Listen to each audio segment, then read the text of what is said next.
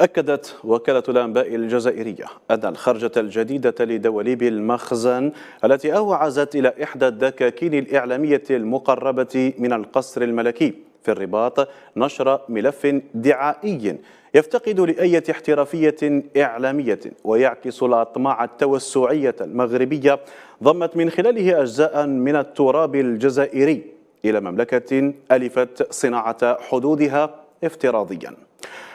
أكدت أنها لم تكن خرجة اعتباطية إذ جاءت أياما فقط بعد تصريح مديرة الوثائق الملكية في الرباط حول الموضوع نفسه لتعيد إحياء نقاش عقيم تم الفصل فيه بموجب اتفاقيات مسجلة على مستوى منظمة الأمم المتحدة.